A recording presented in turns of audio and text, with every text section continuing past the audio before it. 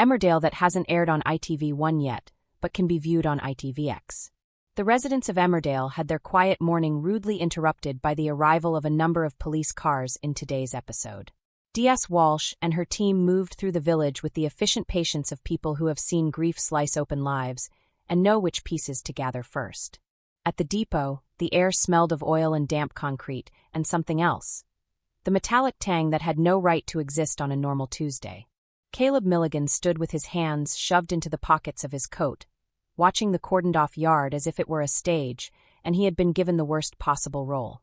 Beside him, Jai Sharma's jaw worked with a nervous, habitual motion, a way of chewing on the worry like a bitter sweet. Both men looked, on the surface, like men who had other things to worry about. The depot's reputation, the rumors of drug runs, the contracts threatened when headlines start to bloom. Walsh's face, practiced and closed, softened just enough when she greeted them. She knew the players.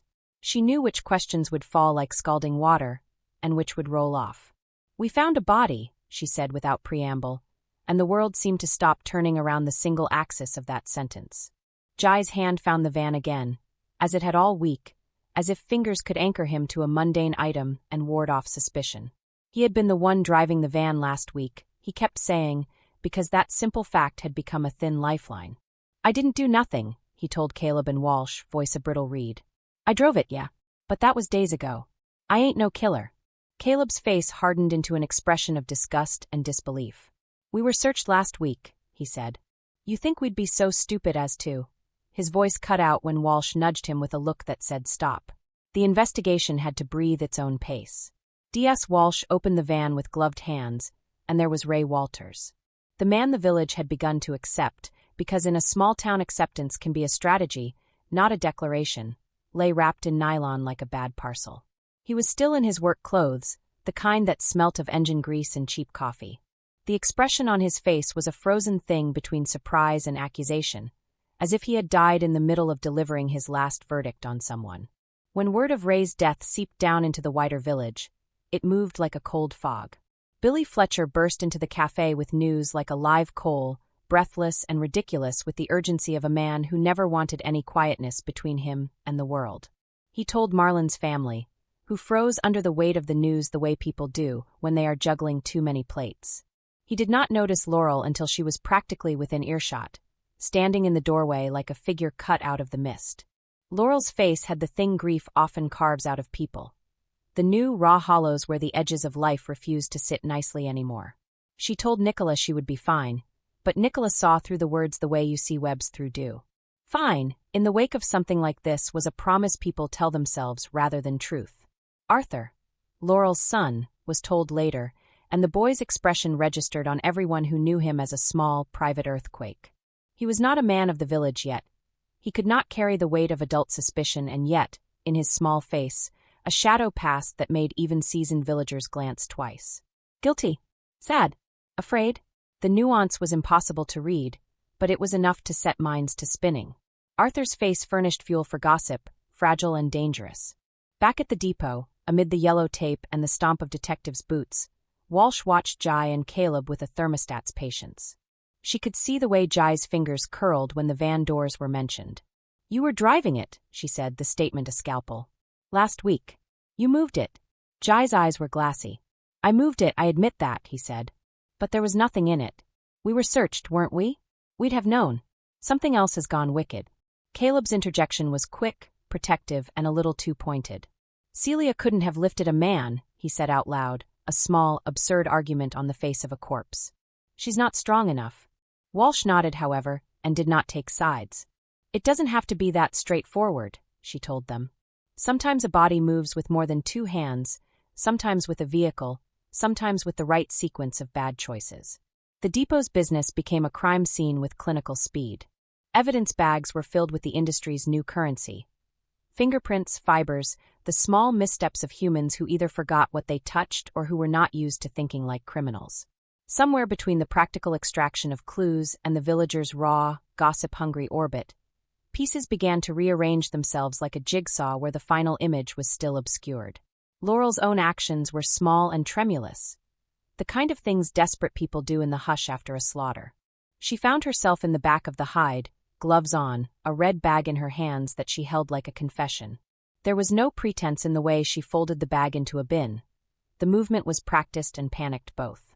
She was hiding something, that much was clear. The rest of the village filled in the worst possible answers naturally. The hands that place things in bins are usually trying to make sure they are not found again. The gossip gathered like rain. Laurel was seen, someone said. She had gloves on, another added, and already the idea firmed into suspicion. It was easier to imagine a lover pulling the trigger than to imagine the kind of secrets that make people dangerous. W.S. Walsh had other leads. She went to Butler's where D.C. Stewart met Moira Dingle. Moira was not there. She was at the hospital with Kane. Robert and Victoria Sugden were in the cafe as neutrals and as the kind of people who kept the ledger of others' misfortunes. Stewart and Walsh picked through their answers like miners sifting for gold. They were sullen, evasive, or protective as villagers often are when the law pokes into quiet business dealings. "Anything you noticed about Celia?" Stewart asked, and the air thickened with names that had been whispered for weeks. Celia Daniels' looming presence over the village had been a slow, insidious thing. Rumors, strategic partnerships, quiet tough talk. She had been seen by some as a savior who could bring money, and by others as the ice that would freeze livelihoods. Walsh had suspicions, but the body in the van suggested someone else's fingerprints on a much more immediate problem. Meanwhile, the narrative threads of the village's life continued to tug. Rumors about drugs being moved through the depot persisted. D.S. Walsh asked pointed questions about deliveries, about who had access to the keys, about who knew a van's rhythm like a heartbeat. Jai's face remained a study in how guilt and fear could be siblings. He was belligerent one moment, pleading the next. "I'm telling the truth," he told Caleb and Walsh separately. "I'd never do it." "Then who?" Caleb asked out of exasperation. "Who else?" And so they hunted in the dark corners of a small community where everyone had enough reason to keep a secret, and almost everyone had given one up at some point for the convenience of peace. The village held its breath for the autopsy, for the call that would give names to the injuries and reasons to the wounds. Meanwhile, small private dramas began to gnaw at the edges. The more people talked, the more it became evident that Ray had not been without enemies. He'd been loud, intrusive, quick to anger. He'd also been soft and warm in the company of some, generous in a particular way that complicated the idea of love in a village like theirs. Love in Emmerdale was often elastic, could hold grudges and kindness in equal measure. Then one quiet evening, when the cops had gone for the day and the depot had the ghostly hum of overnight lights, D.S. Walsh drew two people into a room that smelled of coffee and officiality. Jai and Laurel. The three of them sat like a triangle of truth, each side taut with the tension of possibility. Walsh had been patient. Now she wanted the economy of facts. Laurel's hands were bruised at the knuckles. She had a bruise blooming on her cheek, pale as a film. Jai kept glancing at her, something that looked like protectiveness wrapped in guilt. Walsh watched their interaction and felt, with that practitioner's intuition, that she was witness to a pair of people who had been part of one another's mistakes. "Tell me a story," Walsh said softly. "From the beginning." Laurel's voice came like a river that had been dammed for too long. She told them about the night Ray had come to the house, about the argument that started like a small thing and grew teeth. She spoke of fear with the bluntness of someone who had been chosen by panic to do what the calmer parts of her would never have sanctioned. She had been protecting Arthur. Not in the way that was easy to say, no explicit words, no lurid accounts, but in the way people protect the small, soft things in their lives when a sharp animal comes sniffing at them. "He was going to hurt him," Laurel said, and her eyes did not need to complete the sentence. The phrase hung there, heavy and inevitable. Ray had confronted them. The argument escalation had been quick. Laurel claimed Ray had lashed out, hands on her, a shove that knocked her into the mantle of survival. The blow Laurel gave him, she said, had been a desperate, singular thing. It ended him, not with the calm precision of malice, but with the tremored force of a woman who had reached the edge and pushed. It was self-defense, she said, a phrase that tasted both like relief and a legal trap. Jai's confession came after hers, and it was not a confession of the killing. It was one of assistance. He had not been there when Ray died. He had arrived to find the aftermath. Laurel shaking, a dead man on her floor, the terrible stillness of a life gone wrong. She had begged him to help. He had panicked. He moved Ray into the van, he told D.S. Walsh, because he thought it would spare Arthur the image, spare Laurel the immediate shame. It was a monstrous, stupid kindness, he said, one that would reroute his life into a different set of consequences. "You moved the body," Walsh said, and Jai's nod was the only confirmation a man can give when he has nothing else. Caleb was called in later for questioning. His denials of involvement were fervent and unambiguous. He had been with Jai earlier that evening, he said. He had suspected Celia might have been involved in other things, but not this. He was not a murderer, he said, voice edged with the ferociousness of someone affronted at such an idea.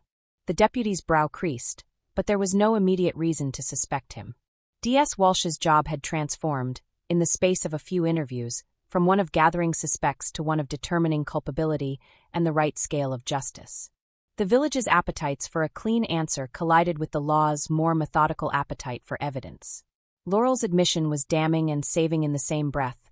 She had confessed to the violence that killed Ray, but she had done so in the name of protecting a child from harm. There was fury, of course. There was the predictable sound of people gathering their moral hunger and scanning it for the edges of justification.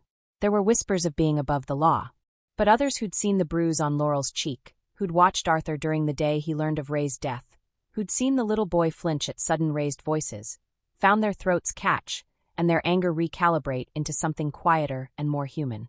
The village's instinct to punish and to absolve warred in the lanes and forking paths. D.S. Walsh held the pieces together with bureaucracy's coolness. Formal charges were assessed. The matter of provocation and self-defense weighed against the improvised attempt to hide the death. Jai's complicity in moving the body complicated the legal equation, tilting it toward accessory rather than the primary act of violence. The moral verdict of the village, however, could not be reached in a room of evidence alone. It was negotiated in kitchen windows and pub corners, in the looks people gave Laurel when she passed. The flashback week the producers promised, the week that would replay the night in tight cinematic loops, was in the telling less about who had killed Ray than why. Their version, rebuilt from CCTV fragments, witness statements, phone pings, and Laurel's own halting account, did not present a neat courtroom-ready morality play. It presented a messy human truth. Fear and love can be accidental murder's accomplices. Good people do bad things when the small and soft things they love are threatened. By the end of the month, when the village felt as if it had been through a storm and was only just learning to face the sun again, the legal system had placed Laurel at the center of the case, but not as a villain. Mitigating factors were tabled, and the argument of self-defense, bolstered by evidence of Ray's aggression and Laurel's injuries, was strong. Jai faced charges for moving the body, a charge he accepted with the kind of shame that makes a man small in a way he cannot mend without years. Caleb's name receded into the background of suspicion, his indignation a hollow echo of a man who had been briefly suspected and relieved by the arc of truth. Celia's looming power over the village, meanwhile, continued to be a separate issue, a corporate, political thing that did not trace its edges neatly into the night's personal calamity. When the cameras finally returned to the cafe and the courtyard for the retelling, villagers found themselves replaying their own small cruelties. Gossip had been a kind of vigilante justice in the weeks before the court's machinery had time to grind, and people had been merciless with one another. The revelation that Laurel had been protecting her son reframed the collective scorn for some, and for others it was a convenient scapegoat. Emmerdale, the thing that looked like a village but acted like a living organism, adapted in small ways. People who had been quick to point fingers now hesitated, the balance of sympathy shifting like light across a pond. In the end, Ray's death left the village changed in ways that lawbooks could not account for. Arthur had to carry the aftermath of grief like a chartered property he had not asked for. Laurel had to prove that a desperate moment, raw and human, was not a declaration of villainy. Jai had to live with the knowledge that kindness, badly rendered, had made him an accomplice. D.S. Walsh closed her file with the professional satisfaction of a job done the way she believed it should be done. Careful, factual. Thanks for watching. Don't forget to like, comment, and subscribe to Emmerdale Echoes.